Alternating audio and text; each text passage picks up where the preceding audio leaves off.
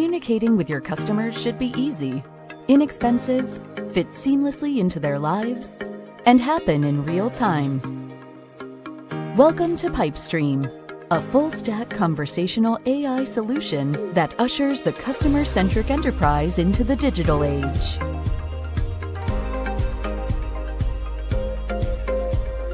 Distinguish your brand by providing a new level of convenience and foster direct-to-consumer experiences that will earn loyalty for a lifetime. Elevate your customer experience to a whole new level with a limitless array of engagement tools and military-grade security. There's a reason that the world's leading enterprises place Pypestream at the center of their customer experience strategy. Instant service with the utility that customers expect. From insurance to travel, Pypestream's patented messaging carrier is purpose-built to handle any volume and gets implemented and live for your customers in a matter of weeks.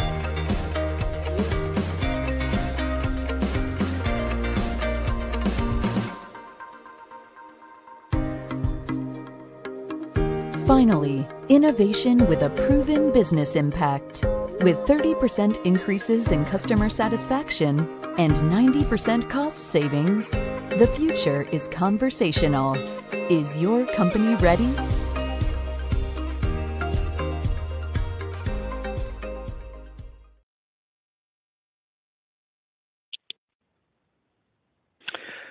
All right, everyone. Can everybody hear me now? Can you let me know if you can hear me?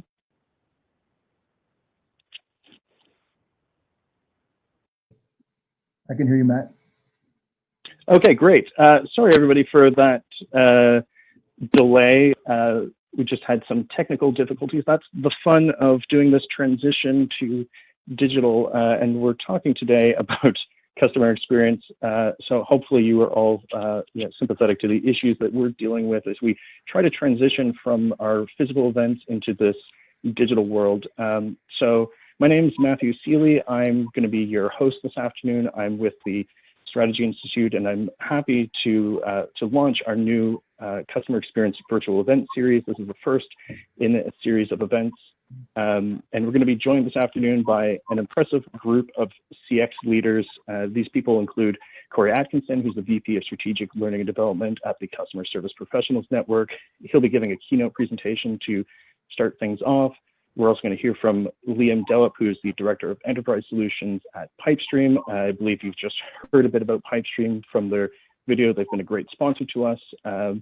Finally, we're going to finish things off with a panel discussion where we're going to bring together Liam as well as Sherif Mityas, who's the Chief Experience Officer at TGA Fridays, and Todd Unger, who's the Chief Experience Officer at the American Medical Association. Now, before we get started, just have a few housekeeping things to take care of. I just want to remind everyone this is the first event in this series, so you can register for our next webinar, which is going to be coming out in 2 weeks' time. Look for a link in the chat, and we're also going to be hosting a Customer Experience Strategy Summit live this October. Really looking forward to getting back to in-person events, seeing you all in person, so hopefully you're able to join us. And if you click on the offers in the top right-hand corner of your screen, you can access a 20% discount for this event. So before we get started, I just want to say quick thanks to everyone who's made this happen. Thanks so much to my colleagues at the Strategy Institute who've put in a whole lot of work to make this transition to digital. It's not been without its kinks, but we're working through that, and they've done an amazing job. So big thanks to them. Thanks to all of our speakers. I know this is a difficult time for everyone. It's truly unusual time. So to be making time to share their insights right now is really an amazing thing. And finally, thanks to Pypestream, our sponsor for this event, without whom we would not be able to put on events like this. You've had a chance to see their video, learn a bit more about them. We're going to hear from Liam, who's going to tell you more. And if you're wanting to connect with Liam or his colleague Evan from Pypestream to learn more about them, you can select the private section in the chat panel on the right and connect with them. They'll be available to chat with you. And if there's anybody out there who's taking this event in and interested in sponsoring our future events, we'd certainly love to hear from you. So look for the media kit, which is available in the handout section of the chat box. So yeah, finally, just want to touch on chat boxes. I see that some people are using that already. That's great. So please do keep up the conversation there. And if you have questions for our panelists, you can ask those in the Q&A section. And at the end of each session, we're going to try to leave some time for them to address questions that you may have. So, feel free to put them out there as you think of them. Don't need to wait till the end, but we'll probably wait till the end to actually address them. So that's all I have to say. And I'll now turn things over to Corey Atkinson, who, as I said, is the VP of Strategic Learning and Development at the Customer Service Professionals Network. So please welcome Corey.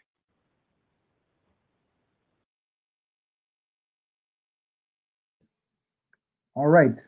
Thank you, Matthew. Thank you, everyone. Hopefully everyone's doing well today and excited to be here. Hopefully you can hear me clearly. Please do let me know in the chat. I just want to make sure that the sound is good. And I'm excited to be here. Matthew and the group reached out to me a while back, and I was more than happy to be a part of this because we are in unprecedented times right now. Obviously, how we continue to survive as countries, as states, cities, people, as humanity is a challenging time for us. So this is an exciting time because we really want to make sure that we can respond in the best way possible. So I'm going to just give you some perspective on what I've seen from a strategic point of view and what I've been hearing from my clients and our customers, and really give you some things to think about. So hope you have a piece of paper and jot some ideas down. I'm going to definitely have a little bit of time at the end to answer your questions, as I'm sure there are lots of them out there. So my first thought is I want to first say my well wishes for all of you that have joined us today, our listeners, people across the world, and those who are, a couple of degrees separated from people who are challenged in this time. We can't see loved ones, we can't see family, we are restricted, we're in our homes. So I just want to first say that is the most important thing, is that hopefully everybody is staying well, staying safe, staying healthy. That is our focus.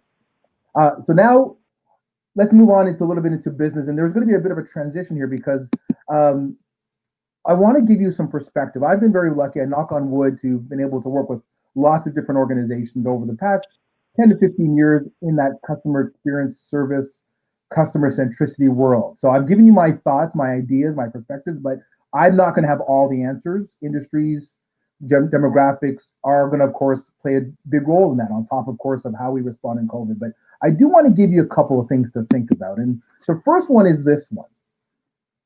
How do we respond when times are unprecedented?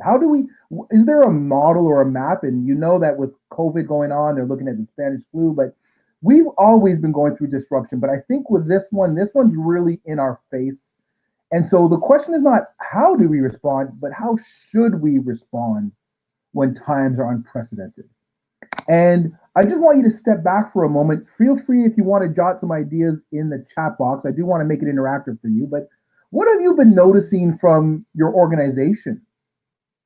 What have you been knowing from your suppliers, the people that you spend your money, your time with, our big Walmarts, our small telecoms?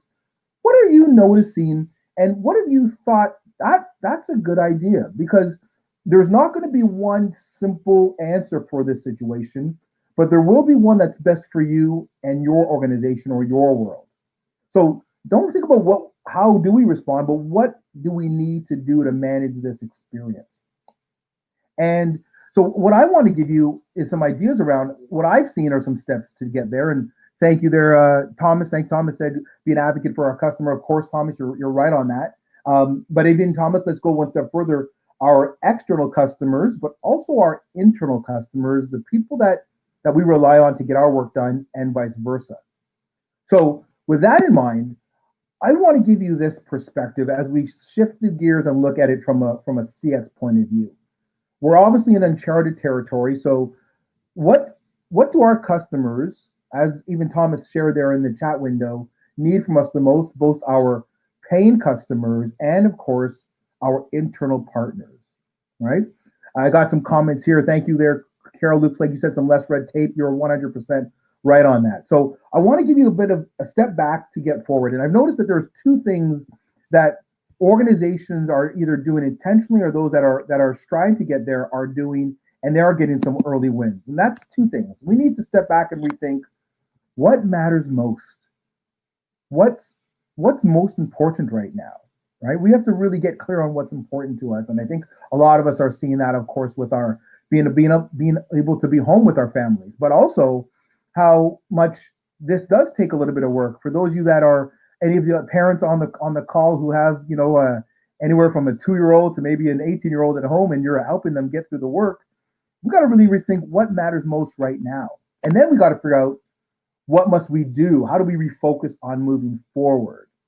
And so when it comes to rethinking, I've noticed that there's three things that organizations are doing or are thinking about doing that are helping them get there. And then refocus. I'm going to give you a couple of examples that actually some research I found online and in my research over the past month and a half as to how organizations are refocusing. So let's start with the rethinking piece.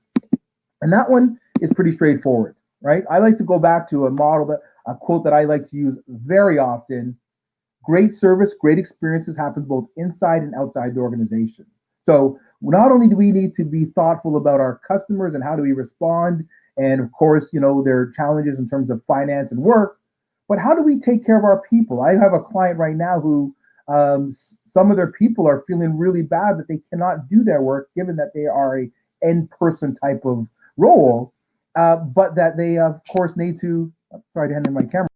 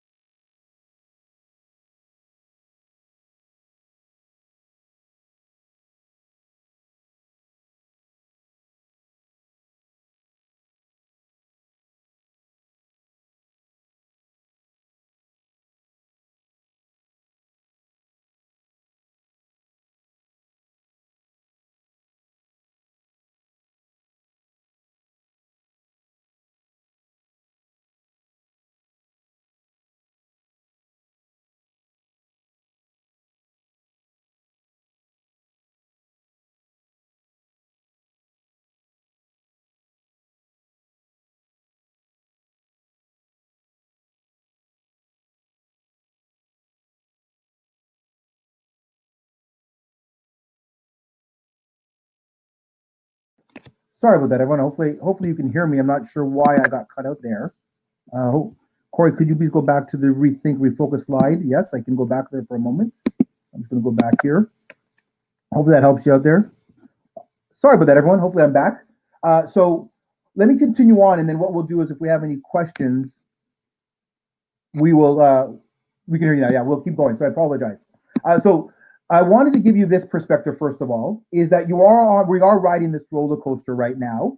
Obviously, we've got settled now, but there's going to be some challenges.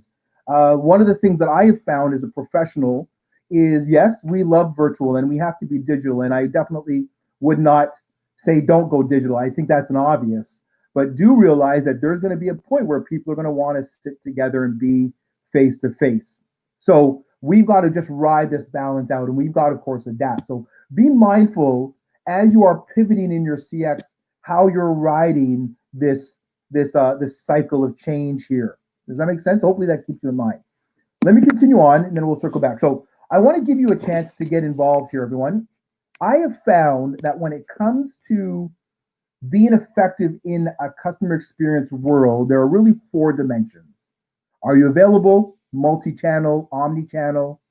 Do you have good integration? Are you ensuring that your customer success team is working with your implementation team and you're reaching out to your clients in the right way? Are your interactions memorable?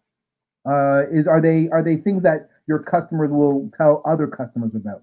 And are you helping people save time or save some energy? And when you look at your CX experience, you're probably hitting off on all of these if you're in the zone. But if there is one that you had to pick that is the most important from a pre, during, and post-COVID perspective, I'd love to get your thoughts. Everyone, I'm going to give you a quick moment just so that you don't have to just listen to me, but you can get involved. And I would love to get your thoughts on which of the 4 is most important right now during our COVID experience. Which one do you think is the most important? I'll give you a second to put your ideas down in the chat window. Is it availability? Is it interactions?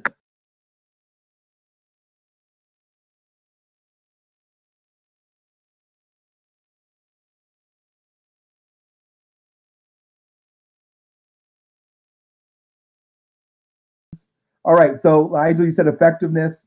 All right, so looks like we got quite a few sharp group of people on the call today. But I will give you one to really sort of hang your hat on. And if you said, like some of you, interactions, kudos to you. You're in the right place.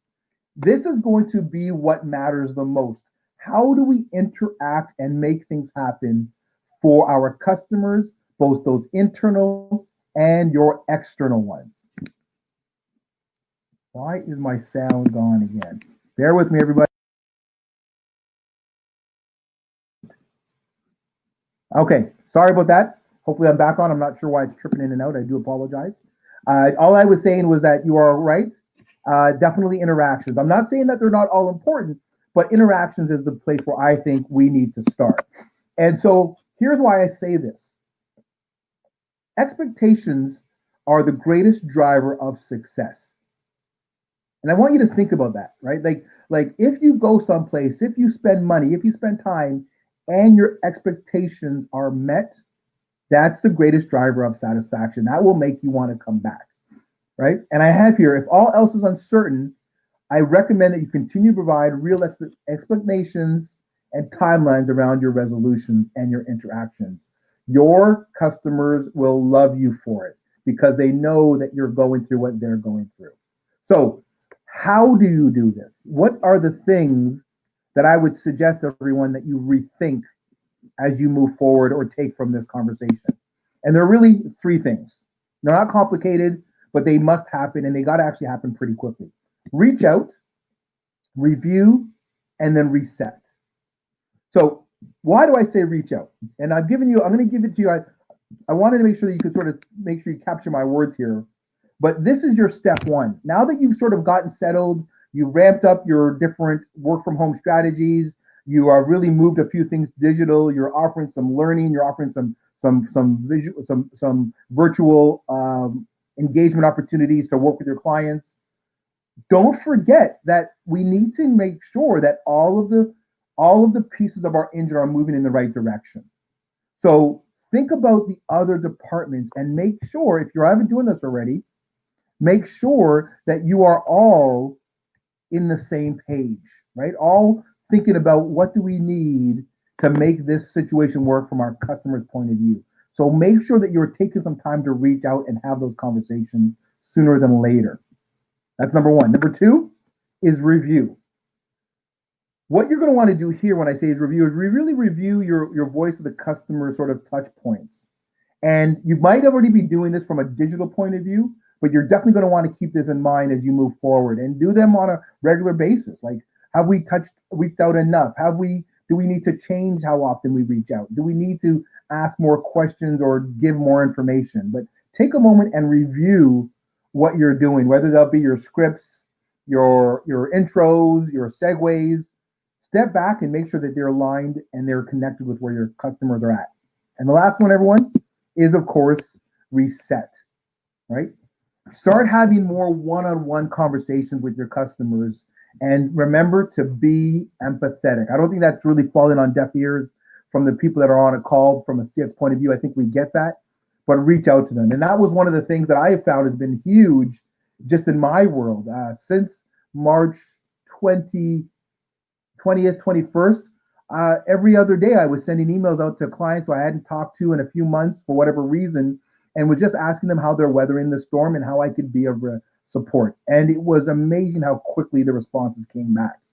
And so that's one of those things that are going to make them remember that I was genuinely concerned about their customer experience, but also allow them to really be a part of what we're doing, right? So this is a big part of what it's all about. So if you want to take three things away right from the rethink, it's reach out, review, and then of course reset. Make sure that you have got a better understanding of where you need to reposition your CX strategy. Reach out to your customers, internal, external, review, and then reset and move forward. And that'll help you from a sort of a mindset point of view. Your other piece of the puzzle, everyone, is going to be, and that is going to be the refocus piece. And when I talk about refocus, right, we're really talking about how do we shift gears and how can we make the customer experience be a powerful one for our customers. And so with that in mind, I really have this to share with you. The customer experience you were delivering a few weeks ago may not be relevant during this COVID-19 experience, right? We're going to really have to find a different way to make sure that we can connect with our clients. So with that in mind, I wanted to share with you a couple of things that you want to start doing right away and that can help you in this process. And I want to make sure I'm coming through clear. Please do let me know if I'm still coming through clear for all of you. And you can, of course, as Lakina said, you can post any questions there. So let me continue on, and then I'll let you get on with the rest of your day so we can get to our panel. So there are three things that you're going to want to refocus on to make sure your customer experience pivots around the COVID experience. The first one is values. Well, thank you for letting me know you can hear me. Jot this down. You know that a big part of what you've done as a CX professional has been around values. What do people value at each touch point? But now that we've got to be mindful of our social distancing, we've got to be more mindful that we're working from home, that life will be different for quite a little while until COVID sort of, goes on. Are you rechecking your values? And when I say check values, do your journey maps, your journey sketches, even review your business model, and just see if there's some opportunities for you to better connect. And that does not have to be a laborious one. That could be something you can even ask at the end of any of your weekly or daily Zoom calls with your team. Hey, team, what do you think are important for our clients in this new world? And are we meeting those needs? That's step number one. Number two is, of course, then adapt, right? Now, don't design completely. And I would because again, things will get back to normal and you put a lot of work into what you're doing.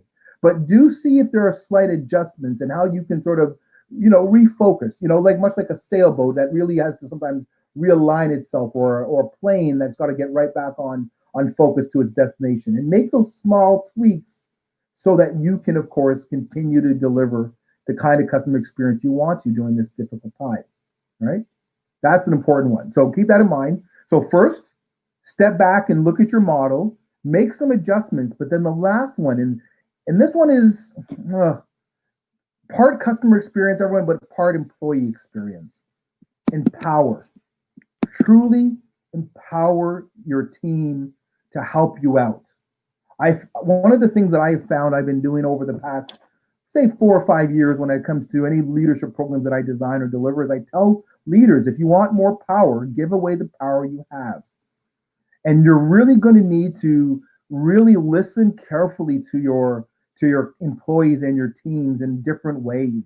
I'm doing a virtual communication webinar in a few weeks, and one of the things I'm excited to share is that after you have one of your daily meetings, ask the group to rate the call or rate the meeting, and then go back and have one-on-ones to find out why Corey gave the meeting score a 5 out of 10, or why Jennifer gave the meeting score a 3 out of 10, or Thomas gave it a 9 out of 10. These are the kinds of things that will help you build that trust and help you to implement all of your CX adjustments or rethinking much smoother and much faster. Everybody's going to be using platforms that are similar in terms of big thinking, Big Marker and Zoom, and of course GoToMeeting and Microsoft Teams. But how we do it and the way that you harness your capital, your intellectual, your human capital, will be the real big one. Yes, and Margot said it here.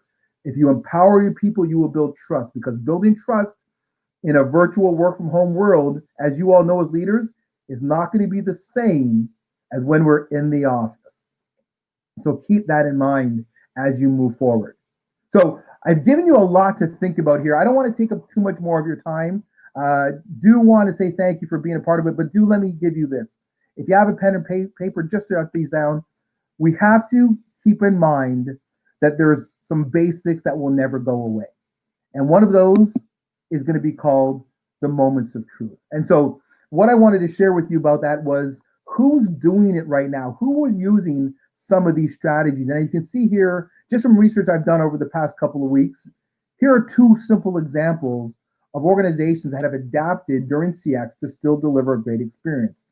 Master Kong out of China, who obviously shifted their investments to an online platform and helped them really maintain their supply chain real quickly. So they really pivoted quickly, which many of you in different worlds, public sector, private sector, are probably doing. But even look at what L'Oreal did out of Paris. They achieved 200% growth over the past 3 weeks by redeploying beauty advisors to become online influencers. So as long as you are thinking differently and then refocusing everyone, you're going to have some great things to look forward to and really be able to ride that change curve that I shared with you earlier.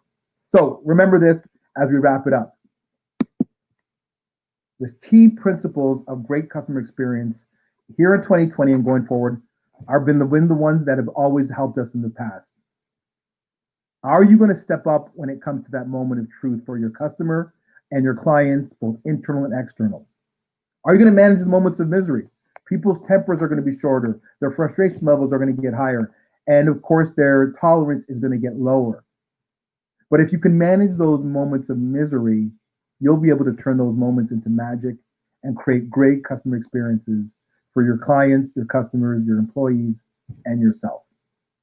So that is my time. Hopefully I haven't taken up, I've made the most of your, I think about 34, 45 minutes with me.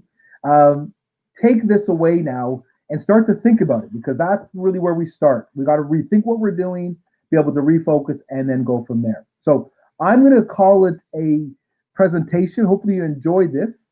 Matthew, I'm going to turn it back over to you, but I see that Marjorie's been managing the questions and answers, so I do have time for a question or two to be able to help you out. I'm looking here in the question and answer. I got one from Tony. What is the first UX or UI change you'd recommend to start with? That would, of course, Tony, probably be with what's going on right now from a digital point of view, and are there ways for you to make it even more user friendly? How can you make your navigation even simpler around any of your digital options that can help you out? So definitely keep that in mind as a stepping stone. Thomas or Marjorie, I don't know if you had any other questions for me before I let you get on with the rest of your panel. Corey, I've got a question for you. It's Matt here. As you were talking earlier about having empathy with customers and just sort of reaching out and touching base, I'm kind of wondering, for those of us who maybe have customers who aren't currently customers, depending on what the situation is, and you're trying to have empathy with them, what is sort of, the timeline that you need to be thinking as a CX professional? We're used to thinking about the here and now. What's sort of the timeline that CX professionals need to be thinking about these days? All right, valid question. That's a tricky one, given the nature of where we are with this pandemic right now, Matt. But I would be saying, whenever they sort of feel like now they're into a bit of a groove now, and working from home or being a little bit more virtual is working for them, and they've sort of got their feet settled for this extended period of time, would be the time where they want to start thinking about moving forward with any implementations or changes, and then of course feeling out where their internal team's at and if they're ready for this. But I think once you get settled, I don't think it's ever too soon to refocus and rejig and realign your CX strategy, because a lot of it is digital and virtual, and you need software. So I think that the time will be when you feel comfortable, people are in a groove, will be the right time for you to start having that conversation. All right. Yeah, thanks. We've got a couple more questions here, and we have time for at least one. Jeff asks, have any digital channels experienced growth recently? Is there anything that you're seeing there? Nothing that I haven't, from my world, nothing that's not unusual. Mostly of course, the delivery channel has been hot in terms of anyone that can, of course, now take what they're doing and jump on the Uber and the Skip the Dishes programs and softwares have really sort of, organizations are re-looking at that a little bit differently. Other than that, nothing's really changed. You are definitely going to be using your chat boxes and so forth, but even some of those things are being inundated. So at the moment, I'm not seeing too much that's been earth-shattering or really making my eyes widen. But I will keep an eye out for that, and if I do get anything, I'll get that information over to you guys. Okay, that's great. Yeah, we've got a bunch of questions coming in now as we're running out of time, of course. But we'll take two more. Let's see. One of those disappeared. Just give me a second. Let's go with what role does transparency play in interactions with customers in this time? It's without a doubt, it's a huge role. You definitely want to be transparent, but much like when I work with different groups and they say how much information is enough, you still have to hold on to that information, and that's sort of an example of, even if you look at it from a political point of view, in terms of the way our leaders are running our countries and the information that they're sharing with us. Yes, we want to know as much as we can, but you tell somebody too much information, and then that can only cause some more headaches or more challenges for them. So giving them the information that you think will serve them the best right now, and then be able to have some of those difficult conversations where you can't go further, will be important. Much like almost Matt, I relate it sometimes to raising your kids, or being parents and having kids. Yeah, there's certain things that you're going to tell your kids about, and other things you're not going to tell them, just given their age. But when they get to that right age and they can conceptualize those ideas, you would share that information with them at the right time. So really understand where your clients are at, what do they need right now, and what can you hold on to, just so that information you provide them will help them move forward.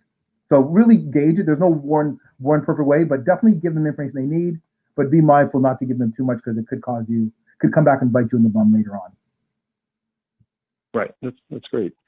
All right, I think we've got time to squeeze in one more question, which I think this will get you thinking. What is your favorite strategy to reset/refocus?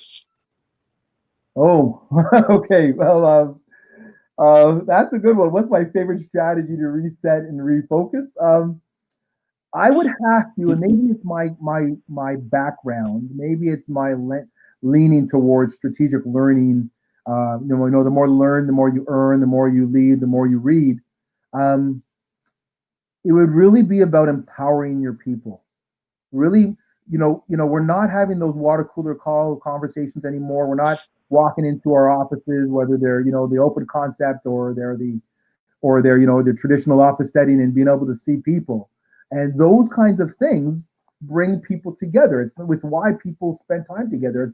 It's the reason around why so many cultures. I mean, I'm a Jamaican born Canadian here, but regardless of where you are, food brings people together. So since we can't come together anymore, the way CX pros that are on this call today and the way leaders and organizations bring their people together virtually and empower them, which was my last point, will probably be the best way for you to reset and refocus. Ask people where they think we should go and what we should be talking about, and that'll help you figure out what your next steps are. So I would say really focus on the empowering your people and getting them to share their ideas, because you can't see everything as a leader working from home.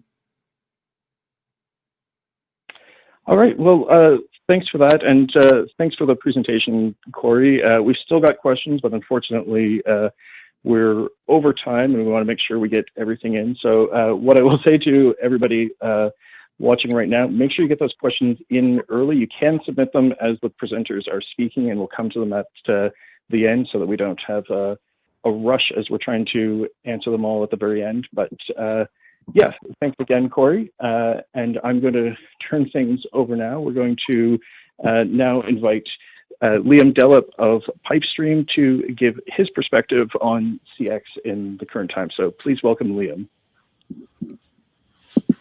Thank you so much. And just in respect for some of the technical difficulties, can you guys hear me clearly? Yep. Awesome. Well, Corey, thank you so much for that overview. And it's actually, some of it will apply to what I overview today. So I'll definitely be sure to point out to that. And as it relates to the questions that are outstanding, please, connect with Corey directly or with the folks at CXS and the Strategy Institute, and they'll definitely connect the dots there. So good afternoon, everybody. And thank you so much for joining us today to talk through pivoting CX strategy during the coronavirus. My name is Liam Delap, and I serve as the Director of Enterprise Solutions at Pypestream, a conversational AI company. So COVID-19 and the macroeconomic situation has hit enterprises pretty hard, as we all know. Customer service has been one of the worst affected departments.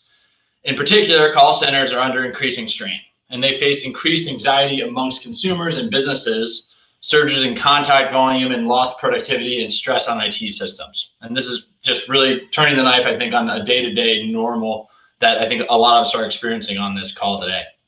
And as we all know, call centers are the front line to engage with customers, represent the brand, and even see products in action. Solutions are needed to connect and empower both customers and frontline agents to increase productivity, enhance customer satisfaction, and improve service quality. And this situation that we're all now in presents an opportunity to reassure customers with accurate information, to build omni-channel connectivity, and to ensure service reliability using both current available resources and newly accessible ones. And so while unfortunate circumstances have brought us together for today's topic of discussion, our hope as sponsors of today's event is to educate and inform everyone on the call on how we've seen companies tackle some of the unique difficulties facing their businesses today. And in some cases, how the challenges that we face today have really been here in just different ways. And it's not until now that they're really magnifying themselves. And so the meat of today's discussion and in my discussion, we'll be focusing on a different approach to automation of customer interactions using technology and professional services, from calls to emails to inquiries and chats, and how both in a time of crisis and a time of status quo, the benefits of automation can really be endless. But before we go into the meat of today's discussion, I wanted to ask you all to indulge me and just join me in a mental exercise that I think will do a great job of framing the key points of today's presentation.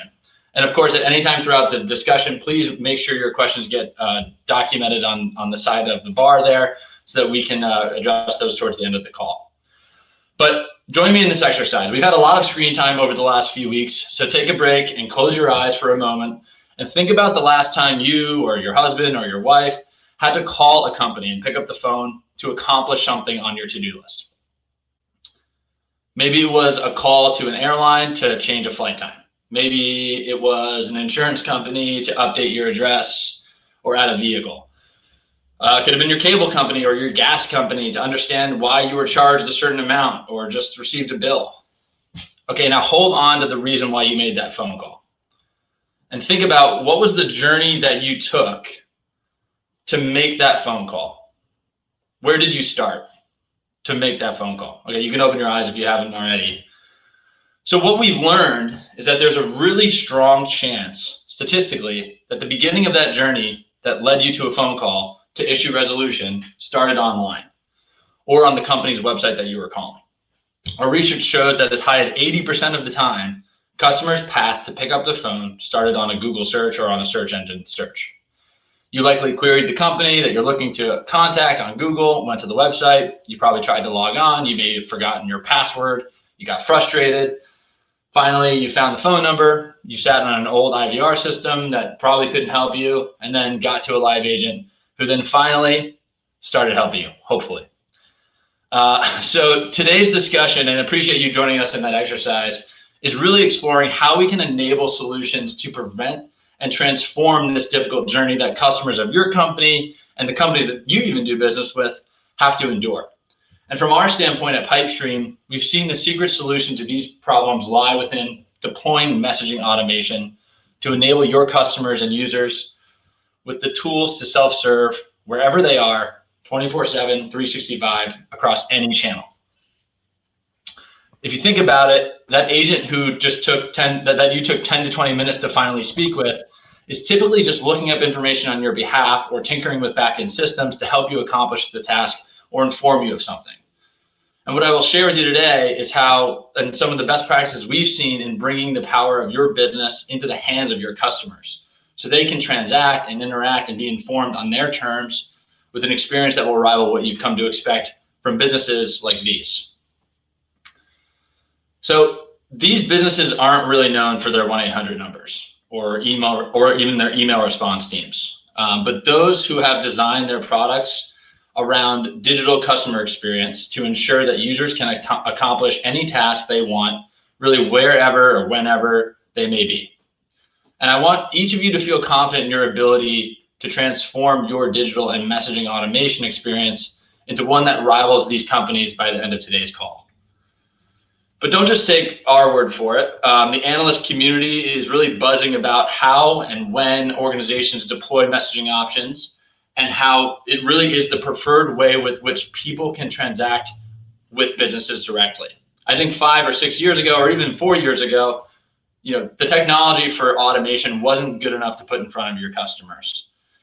And the reason why many organizations haven't been able to make the jump to enable messaging automation is because historically it's taken millions of dollars of investment to stand it up. And I want to spend just a few minutes going through what we've really consolidated as 5 areas of pain that have prevented organizations from deploying messaging automation solutions. So the first is, thinking about who needs to be hired, the process of hiring the right people, onboarding them, training them, and enabling them for success over time can take as long as a year in its own right. Not to add that you probably need to hire very expensive resources. You need to have many, many people involved in this strategy and design creation of conversation flows. You need to determine how we're going to be able to integrate into backend systems and all the heavy lifting that comes with that.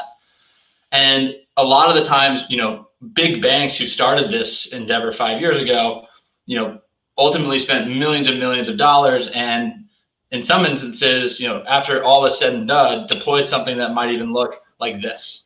Something that really just doesn't really drive the value that organizations are looking to achieve or that they're looking to represent as their brand.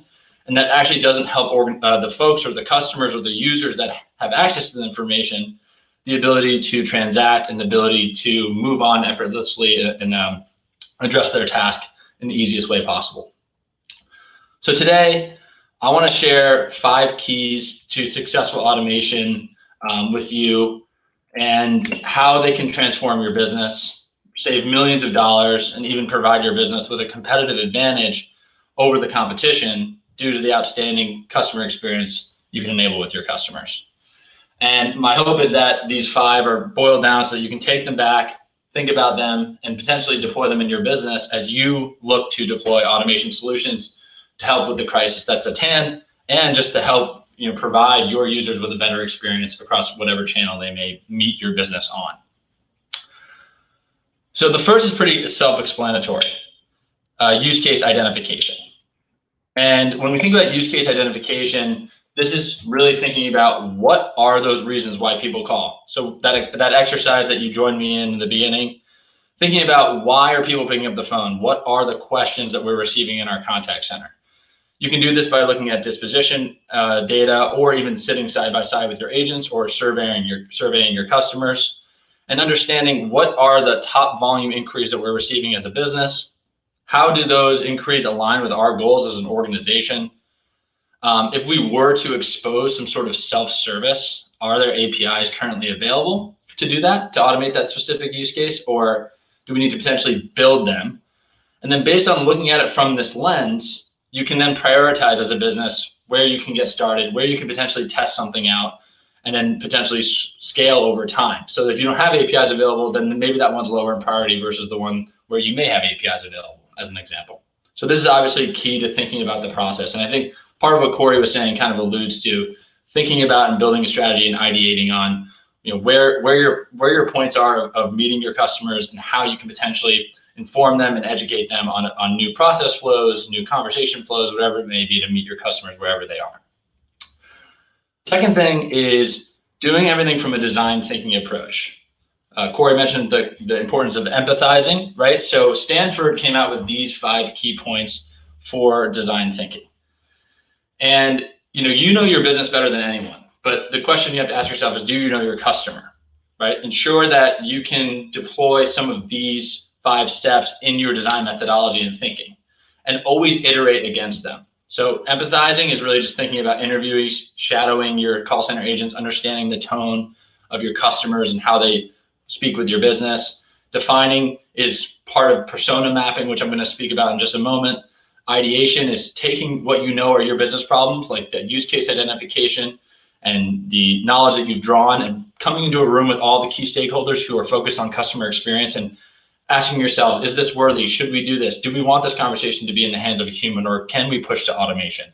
Making those decisions as a team, always iterating against those decisions, then prototyping and building out maybe a Visio or some sort of conversation flow that can help the organization visualize what this conversation flow can look like. And then lastly, test it out, iterate, learn from the analytics, and move on. And I think the other important key to deploying successful automation is understanding what data is available. If you don't have your technology integrated with your systems, how can I, as a customer, interact with my data? I want to be personally greeted. I want to be able to have access to change my flight. I want to be able to look at my order status. I want to be able to change my address on my terms, wherever I may be, in a conversational way. And the only way you're going to be able to do that as a business is if you can expose your backend systems via an API into the hands of the user. And so thinking about where APIs are existing or how your organization can begin to build those will certainly help stand up solutions in the long term for self-service automation. For persona mapping, it's asking the question of who's our customer. Get a room of CX leaders together and map out 3 to 5 personas of your typical customers. Who are they? What age are they? What does a standard day look like for our customers?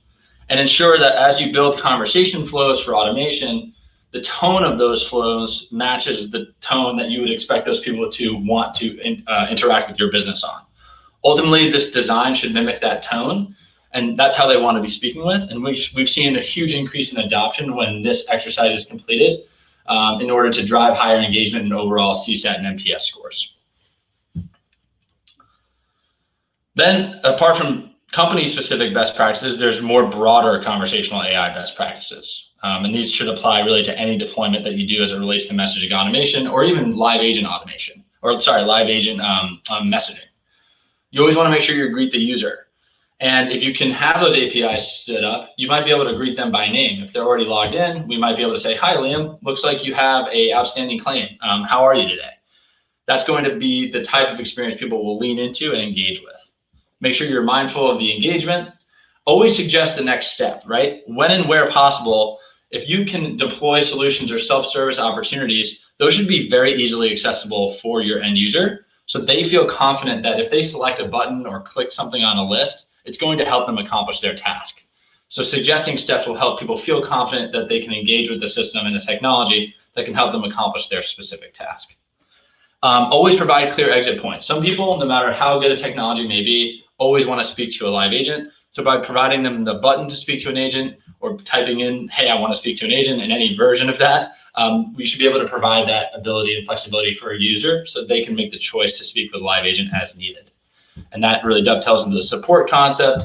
Always be conversational and personable, and to the best of your ability, consolidate the experience. So don't put 25 options for next steps or buttons that go down different pathways. With each choice you add, there is a cost. So at a certain point, there's diminishing return to the amount of options you should let someone select within a conversational experience. And that's something that really comes down to the use case identification and the design thinking that you need to deploy when deploying any type of messaging automation solution. The other thing that we've seen be successful is design best practices as it relates to feedback, right? How do we always ensure there's a way to get some sort of feedback or drive a survey for the user so we can use this to iterate and continue to design and improve the solution over time?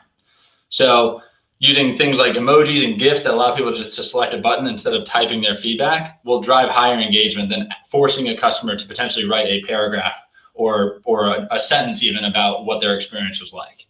You can always offer open-ended if you feel like you have an engaging audience, but by providing really simple buttons and clicks, you're able to gather really useful information that allows you to, again, iterate that design and continue to improve the solution over time. I think another thing that is really key to deploying useful, successful automation is, when possible, enable the user to do more than just text with words. Think about how you can leverage rich assets and features to be used to enhance the experience.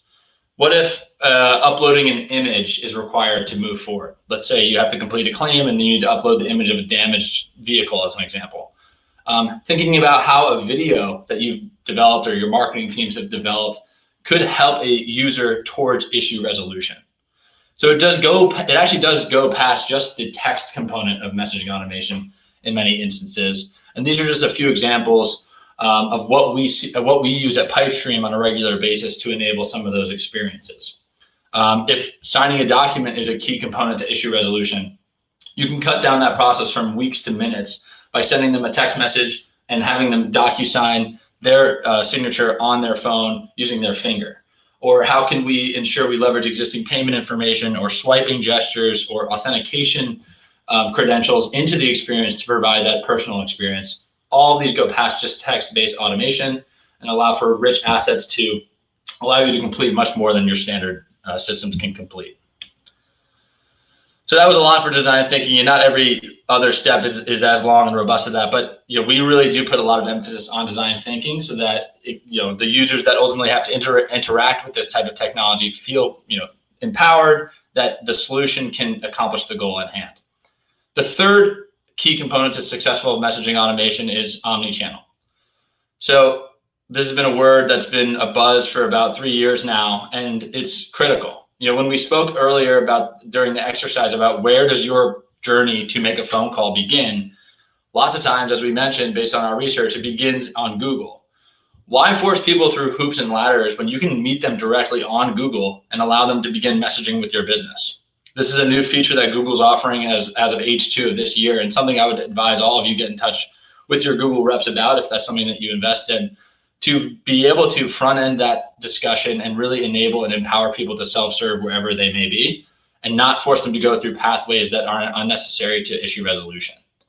On top of that, of course, if your business is engaged in the social media space like Facebook or internationally, potentially with WhatsApp, enabling these types of solutions and connecting them to your agents through automation or through partial automation for that matter is going to drive higher engagement and allow you to be a competitive differentiator in the competition that you face every day. And then for those folks that are still making phone calls, how do you give them the option if they want to move to a digital channel, right? What we've seen is by front-ending or integrating with an IVR, you can say, hey, it looks like hold times are 30 minutes due to coronavirus. If you'd like to use our automated messaging solution, press 1. We can send a text message, or you can work with your IVR or another vendor to send a text message and begin that conversation and begin this immersive visual discussion with your user that, based on our analytics, shows that people who have used this experience, the next time they have something they need to accomplish, they don't pick up the phone. They go right to the website and self-serve using conversational messaging automation. Because as we shared earlier, the analyst community is saying it is the preferred way to message with businesses. So there's lots of different ways to get people to digital channels and give them the option to make that decision on their own. Fourth key component is escalation to agents or to customer success managers or to whoever you may call them, customer service representatives. Making sure that all the context that happens in automation gets seamlessly handed off to a live agent is critical. The last thing that anyone wants to do is repeat all of the process and all of the great success that they've had with the system once they get in the hands of a live agent. So going back to our point about APIs, how do we engage or integrate APIs with your agent terminal desktops for chat to ensure that all of the context in an automated solution gets passed seamlessly to your agents so they can pick up exactly where automation left off? This, without this, I would have a hard time advising you even enabling a messaging automation solution because of the importance of not pushing people through the same redundant process more than one time. And then finally, leverage data. Once you have stood up maybe one or two use cases and you want to do a crawl, walk, and run approach with automation, look at the data. The path to perfection is an endless road. And the best way to get there is by leveraging data on the experiences your customers have with messaging automation to inform and to tune your strategy and technology over time. Design is a continuous process, and the answers to these questions lie within this data. It's always an iteration, and analytics will typically have the keys to success to allow you to drive and improve the automation rates and the CSAT and NPS survey rates of any deployment that you may do from a messaging automation perspective. Before we open up Q&A, I did want to share 3 more slides that are a bit more specific to Pypestream and how we've embodied these keys to successful automation deployments. The first I wanted to share is this slide. It typically is a moving GIF, but I think as we shared a PDF, it's not moving. But I did want to point out, how we leverage pictures and buttons and options to give people the peace of mind that likely if they're to click on one of these buttons, it will help them accomplish their task. Versus a lot of other messaging tools just have a blank canvas for people to type in their questions. And they're typically let down because the question they've asked doesn't really allow them to self-serve. So how can you think about the design of your solution to enable these types of buttons so that people feel confident they can complete their task? And going back to coronavirus, of course, which is like living, breathing with us every day, these are 3 examples of redacted customers that we've helped in the travel space, spin up solutions in a number of days. So I think Corey spoke about efficiency and effectiveness.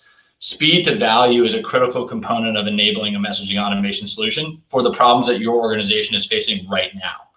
And that's exactly what we would plan to do, and we do for a number of organizations across many industries, is spin up solutions based on the day-to-day changes that happen within the business to ensure that we're able to meet their customers and delight their customers with self-service tools that allow them to feel empowered and move on with whatever task they're trying to complete.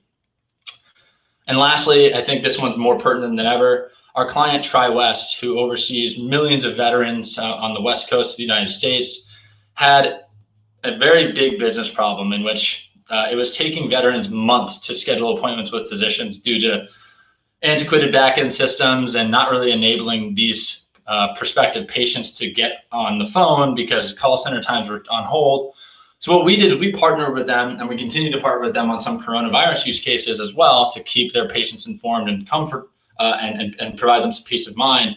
Is when they call, they can say, press 1 for an appointment with a physician. We send that caller a text message, and then we can engage them directly with the physician's calendar to select a date for an appointment, confirm the appointment, and end that phone call in a number of minutes. We call this our months to minutes strategy, and we've seen a 91.5% fully automated interaction rate, a 98% open rate on the SMS, and a average engagement, which was previously about 40 minutes or even actually months to complete, down to 9.8 minutes.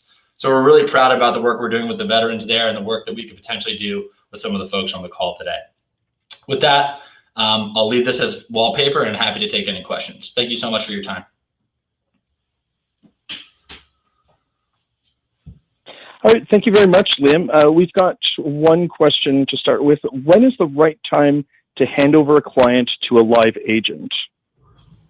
Yeah, it's a great question. So going back to design thinking, it's really just asking, when, I mean, the real answer to the question is the last thing you want to do is put someone in automation jail, is what I call it.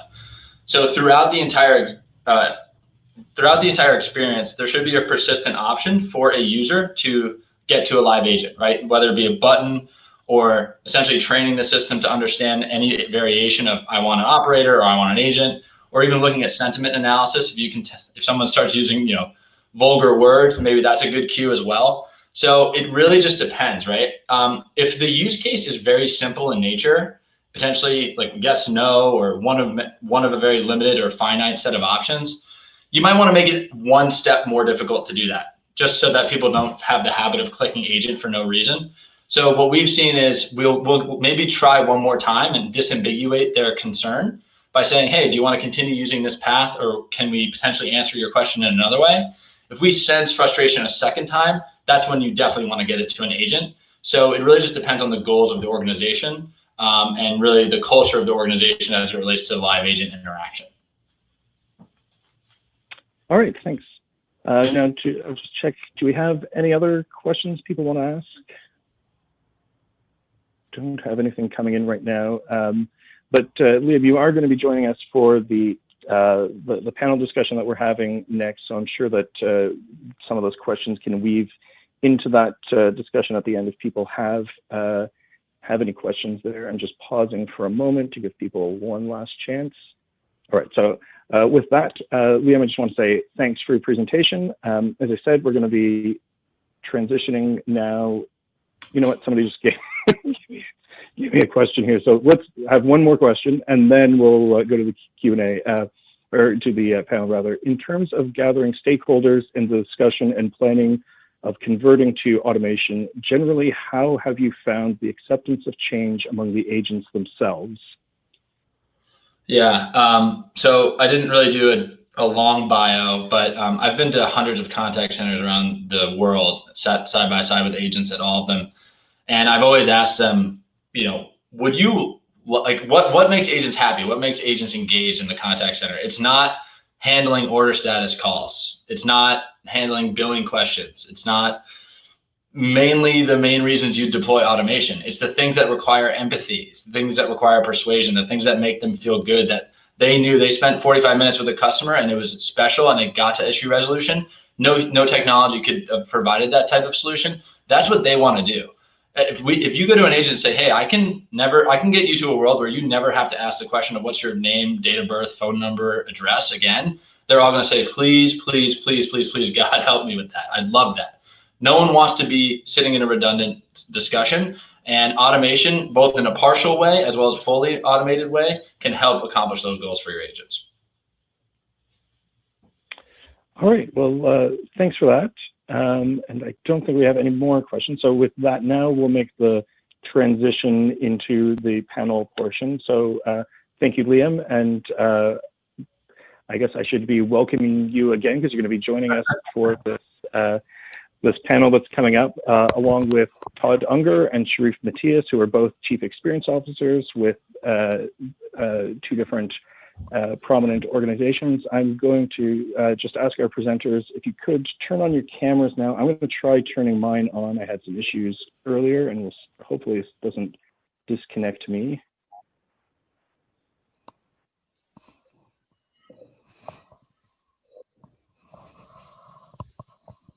All right, can everybody still hear me? I can hear you. Can you hear me?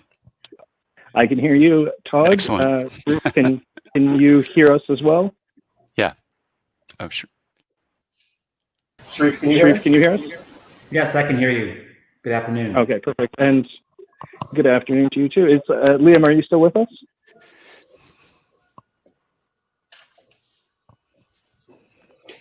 I think Liam's just connecting right now.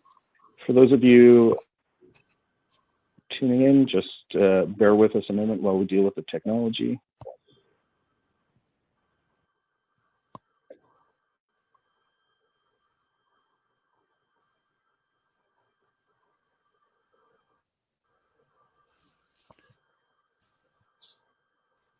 It looks like Liam's just disconnected, but I'm sure he'll be back in a second.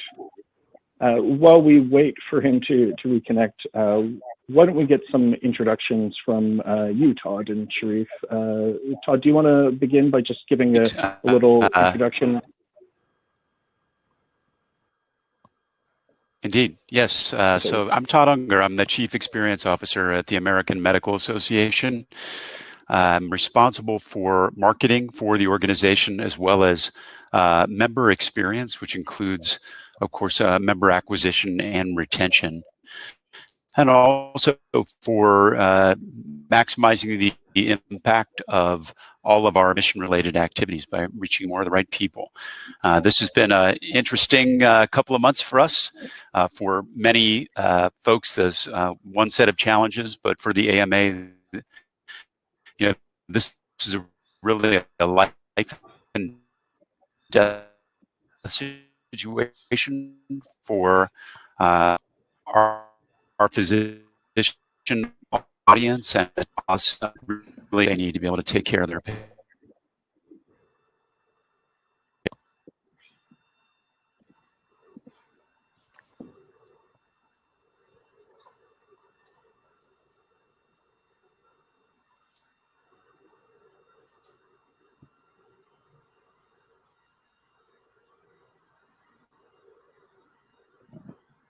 Hello?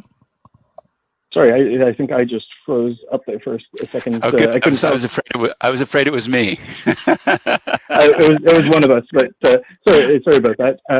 Yeah, Sherif, do you want to give us a bit of an introduction to yourself? Give us a sense of your background. Sure. Sherif Mityas, Chief Experience Officer. TGI Fridays, obviously the restaurant chain, about 800 plus restaurants in 60 countries around the world. I have responsibility really for anything that touches the guest. So everything from marketing, operations, technology, digital strategy, culinary, and innovation. And, for us, it's really, again, how do you stay connected to the guest, especially in terms of what's going on in today's restaurant world, where we're having to really connect with guests in very different ways. And really extend our ability to, stay connected with folks, even though they're not inside our restaurants today.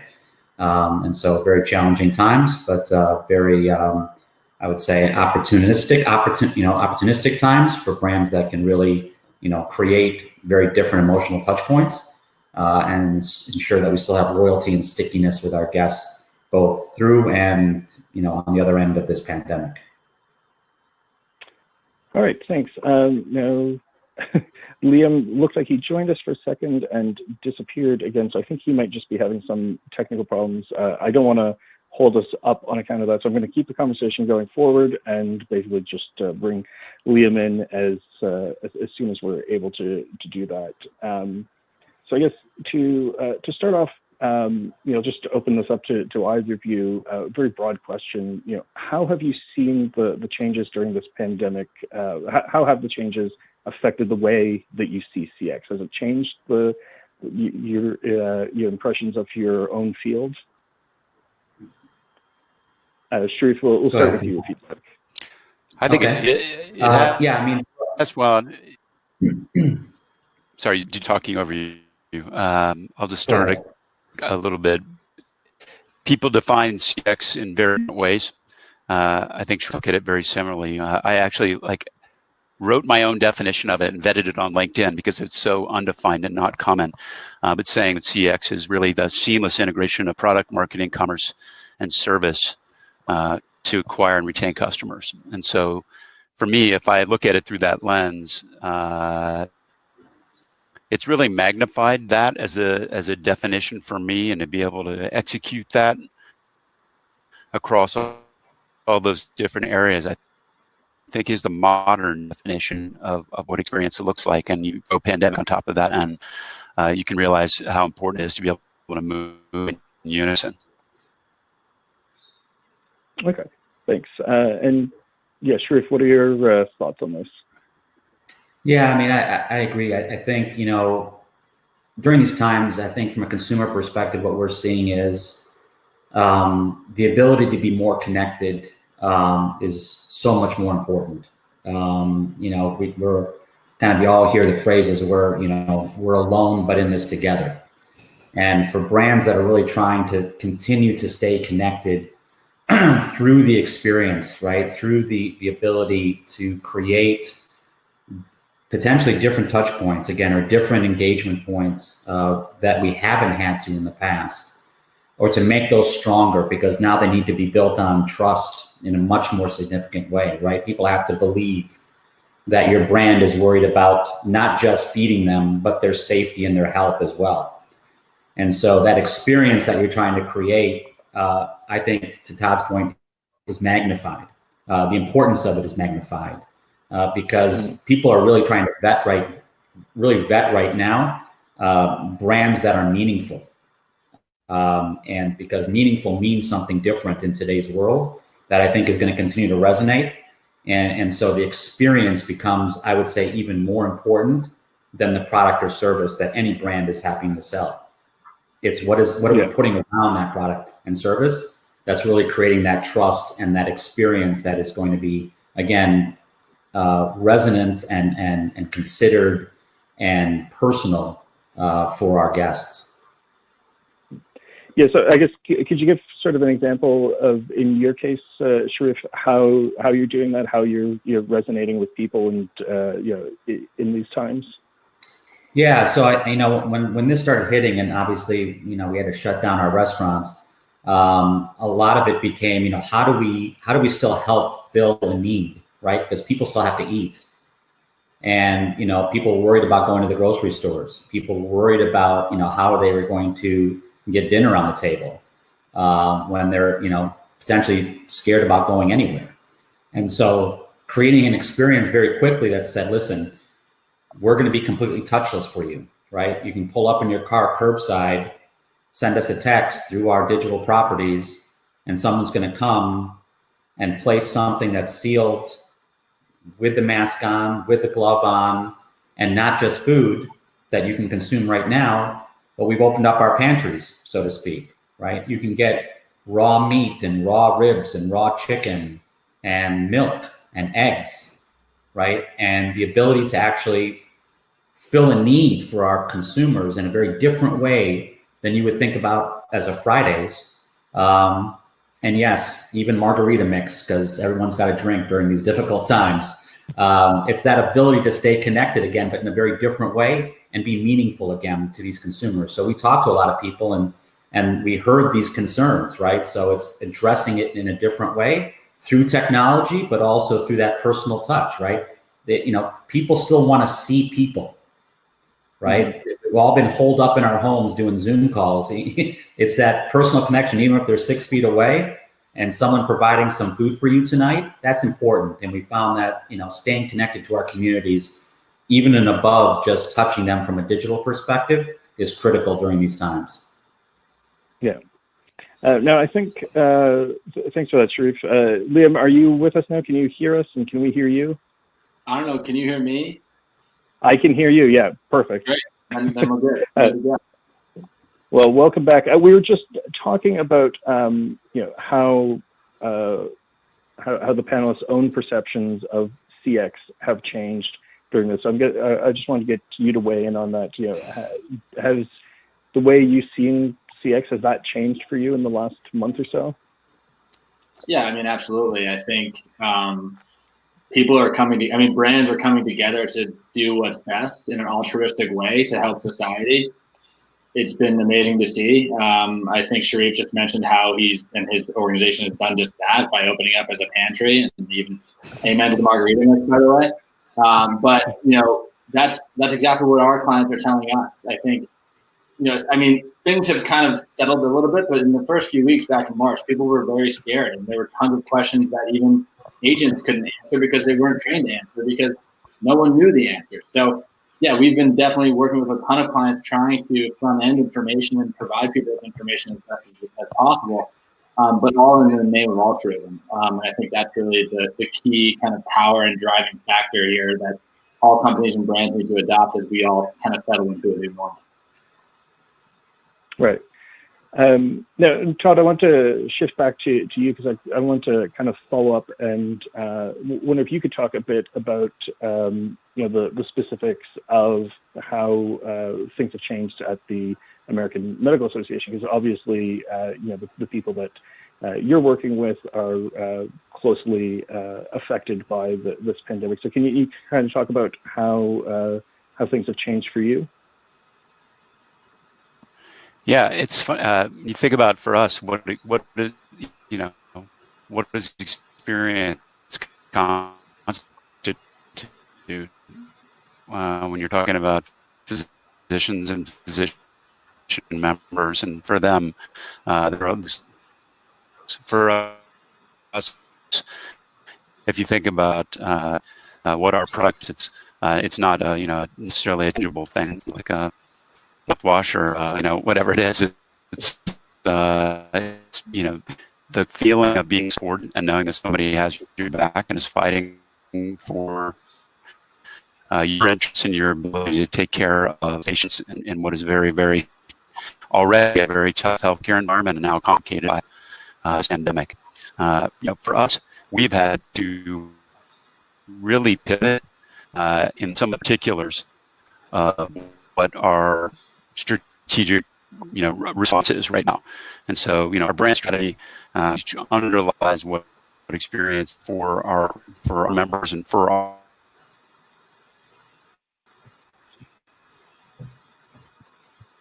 at this moment in time.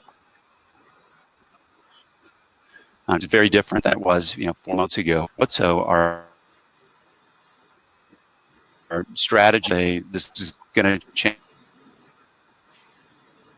and here are the problems that are success in delivering that experience to folks where like everybody, there are many people out there where not sending out asks for membership right now. It's not appropriate. But what we really are in do is to deal with this pandemic and to arm physicians with those things and make sure that we are using, every channel out there to show people what we're doing. Because a big part of this right now is it's not just doing the work that constitutes the experience. It's people.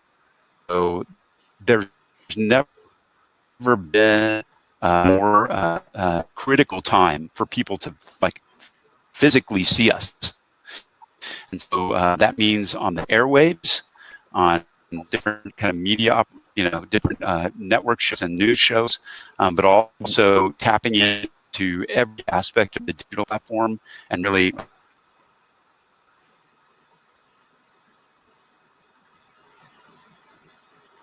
of reaching people. So it's really been to have with us right now.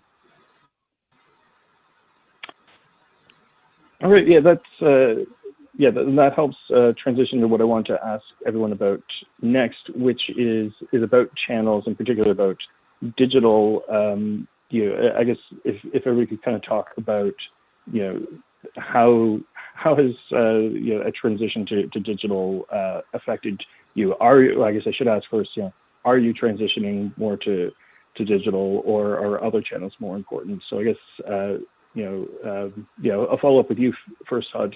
How important are digital channels now relative to how they have been in the past?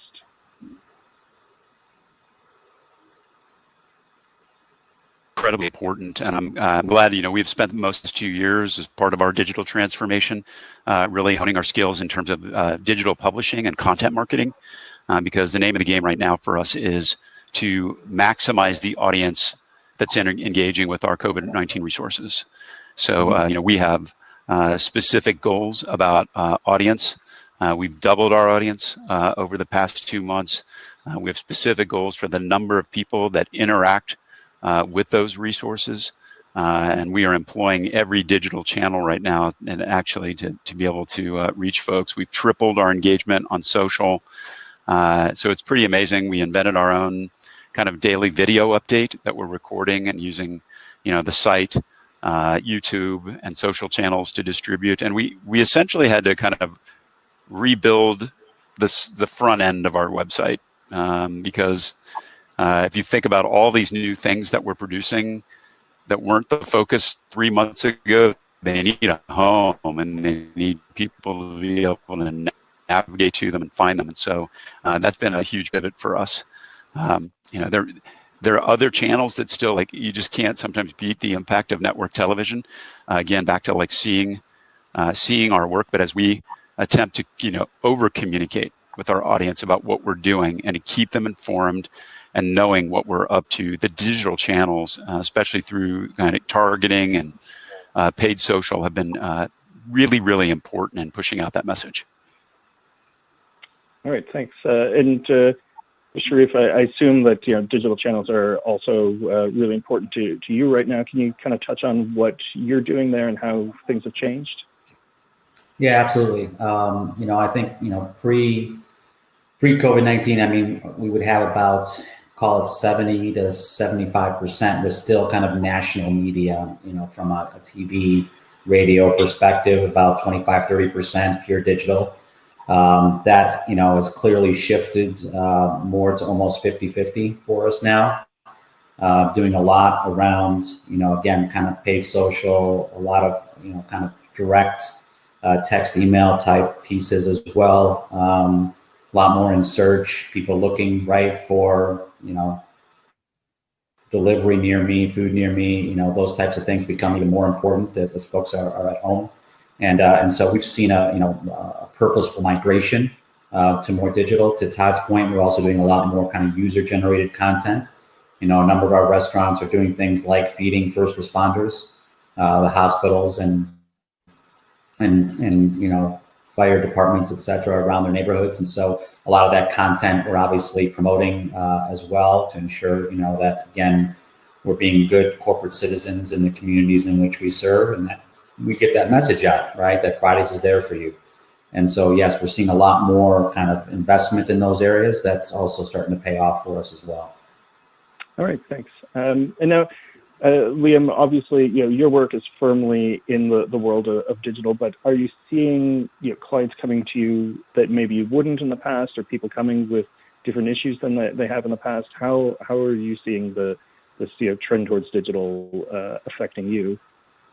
Yeah, I mean, there's certainly winners and losers, unfortunately, as part of this pandemic, and I guess the quote unquote winners have doubled, even tripled the volume on digital channels like Facebook messaging automation and website automation, and then even conversational advertising, which we're doing for a lot of mortgage companies. As refinance and interest rates have dropped, people are running to refinance their homes, so they're looking for any opportunity to find a solution that can reduce their volume of calls and emails and inquiries in the contact center. So yeah, I mean, certainly on the insurance side of things, people had a lot of questions on how they could get reductions in their premiums, and they needed a solution that could be stood up and provide a compliant response in a matter of days. And we certainly have a number of our insurance clients for that, so that they don't have to deal with thousands and thousands, if not millions of phone calls. And then we also worked with a telemedicine organization to conduct a kind of like a triage for COVID-19 symptoms, so that the hospitals that have call centers weren't getting hour-long wait times, and people could find peace of mind that if they're not coughing, if they haven't left their house in 14 days, they don't have a fever, that there's probably people that need that help more than you at this point. So we front-ended some digital solutions for those folks as well. Okay.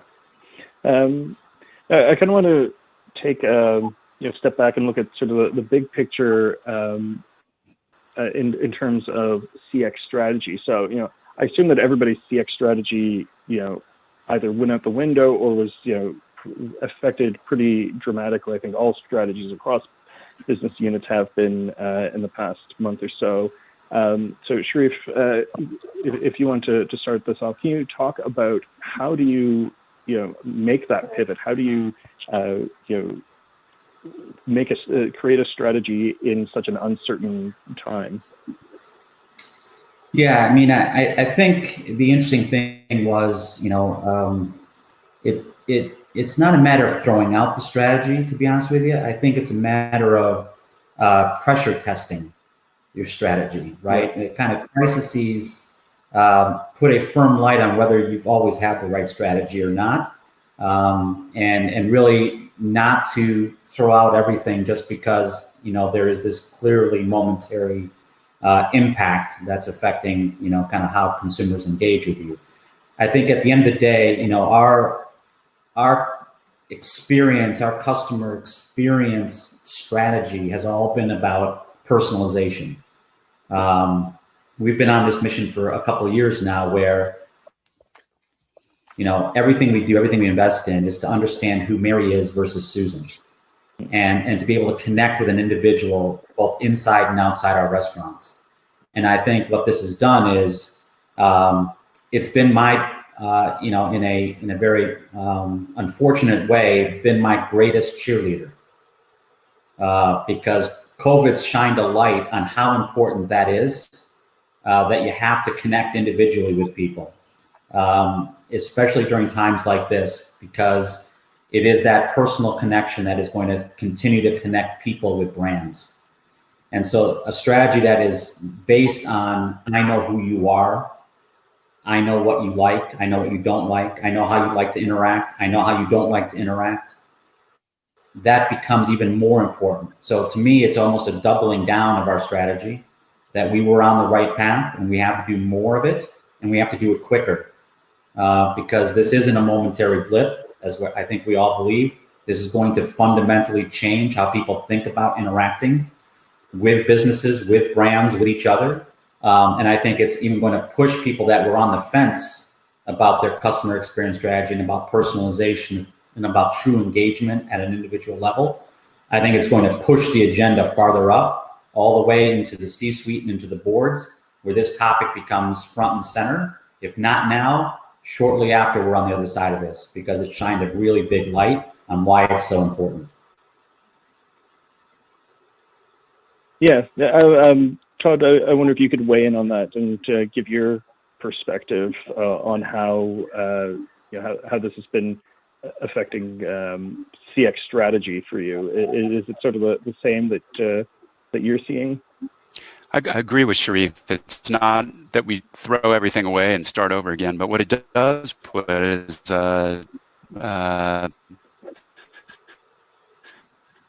magnifying glass on the customer.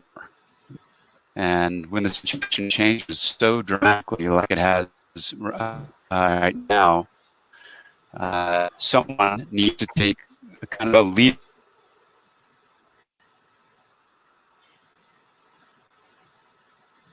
You have those fundamentals in place. Sherif, you talked about personal, different set of expectations in this particular period. So for us, my team has served as kind of that ear to the ground and listening to what people need, not just what they need today, but what we think they're going to need a week from now, a month from now, and then translating that across our organization into the kind of product and marketing initiatives that constitute customer experience in this time frame.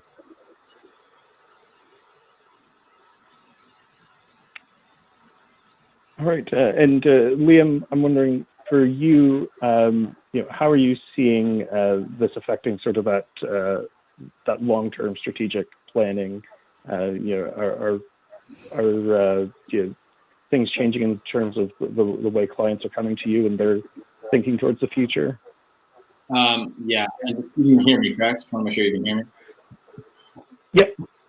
Yeah, I mean, I think to echo what Todd and Sherif said, I mean, it's not really a nice to have, it's a good to have, and viewing personas, understanding who your customer is, how they want to be spoken to, the tone, the timing, the channel, all that is exactly what we've adopted and what's becoming an increasingly a need to have versus a nice to have. And yeah, I mean, everyone's doubling down that for sure. So it is becoming a C-suite discussion versus maybe a VP or director level discussion, which is great for our business, of course, but also I think great for all the customers of the business that we're working with.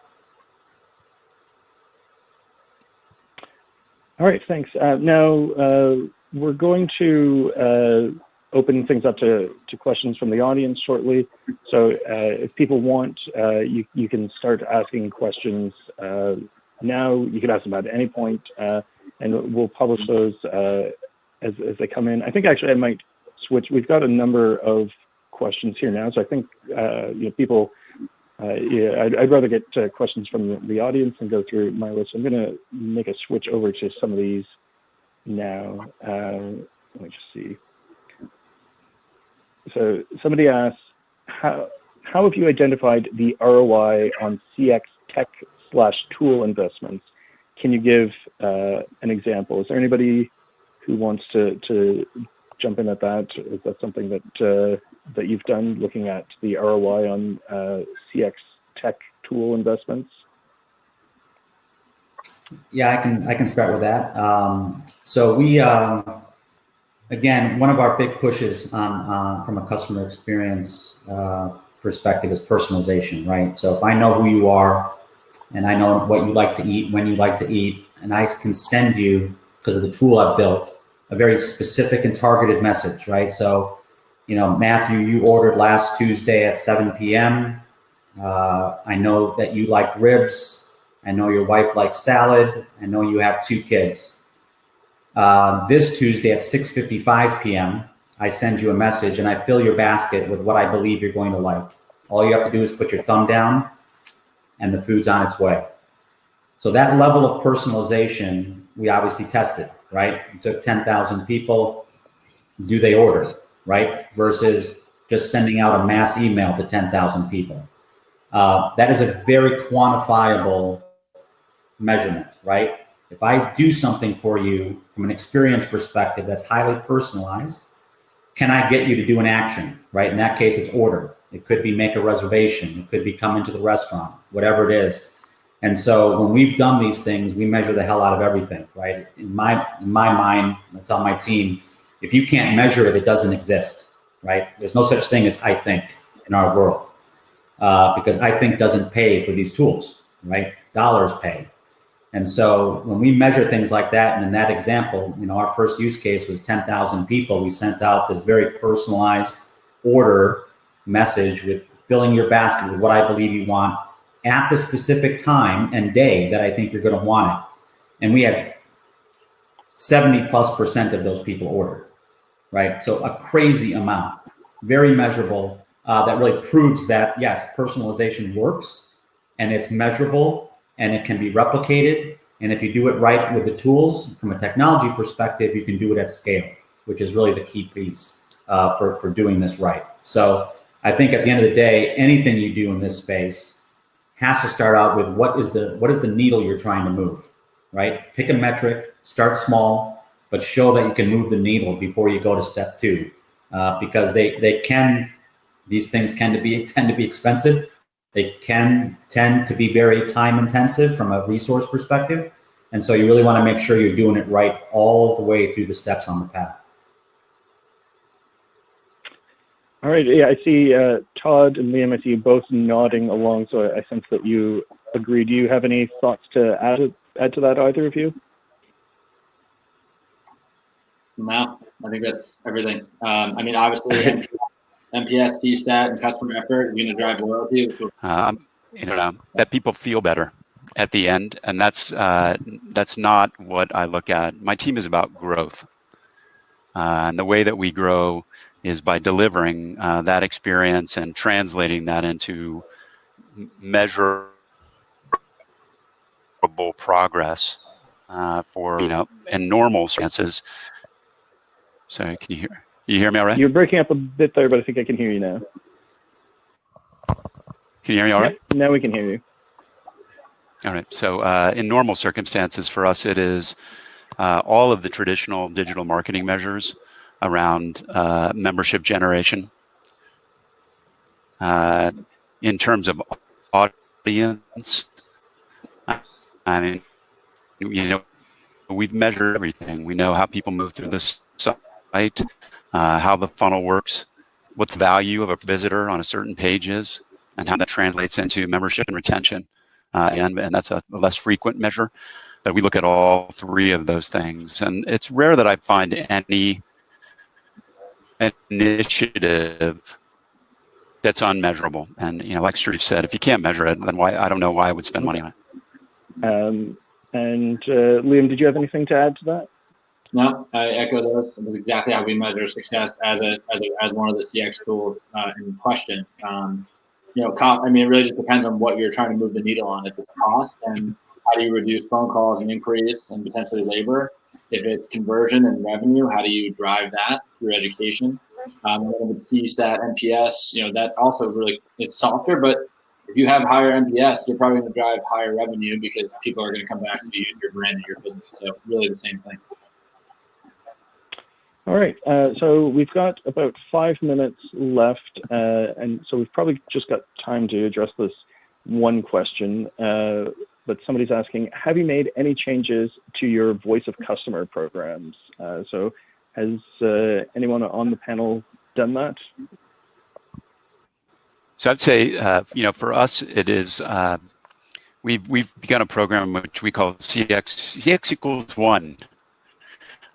Because what I have found in our operation was that, say our service center would get a call from someone, I can't log in or I can't do a certain thing. And they would kind of fix it on the spot, and then we would lose the voice.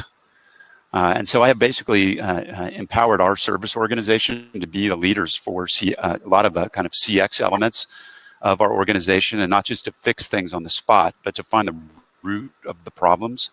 And they've partnered with almost every aspect of our organization to basically root out the fundamental issues that cause service problems to begin with our customers, and just basically be my chief friction reduction department.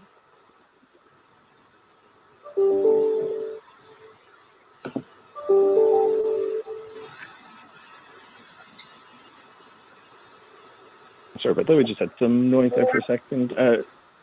Sherif, did you, can you weigh in on that as well? Have you made changes to your voice of customer program? Yeah, I think again, it's wasn't wholesale changes, but just really kind of a refinement on what we were doing with the information, right? And so really making sure that the communication that we were getting was more timely in terms of how we were reacting, especially during a very different set of questions that we were getting and the interactions that we were having with our guests. So I would say much more timely, much more two-way in terms of just kind of beefing up those programs and really the foundations that we already had in place. Okay. So yeah, as we're just ready to wrap up in a few minutes, I think maybe now I'll give each of you a moment just to, if you have any final reflections, any if you could give one piece of advice to CX professionals going through this pandemic, what would your advice be? I'll just Todd, I'll start with you. If you have one piece of advice to your fellow CX professionals. I would say step into the void and lead. A lot of organizations don't naturally have a way to pull together a unified strategy when something of this magnitude pops up. And I found that the people that are closest to the customer are able to have that ear to the ground and kind of step into that void and speak for the customer and really shape an organization's response for what needs to happen across so many of the different elements, whether it's product or marketing or tech. All right, thanks. And Sherif, one piece of advice to your fellow CX professionals. Yeah, just to piggyback on what Todd just said, I mean, we are all the voice of the customer inside our organizations. And so my one piece of advice is listen.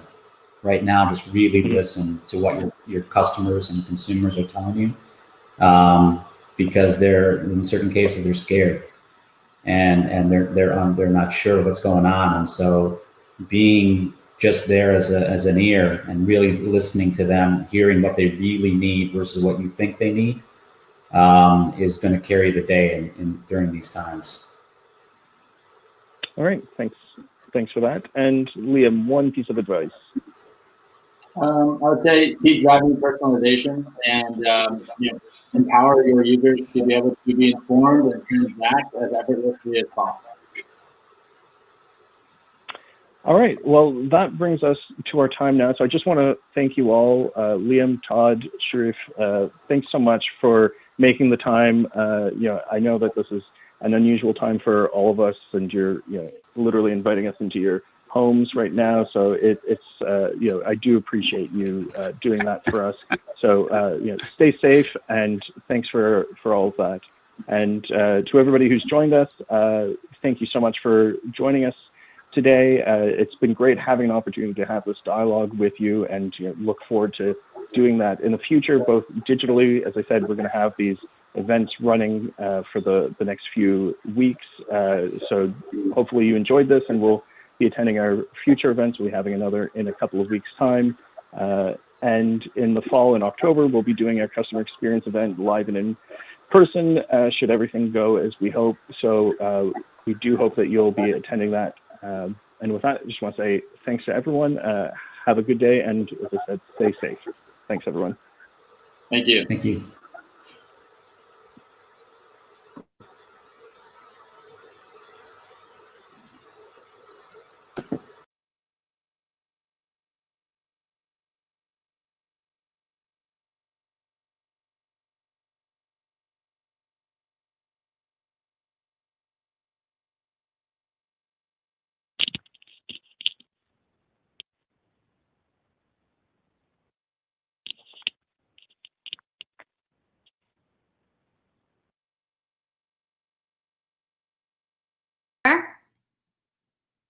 Matt?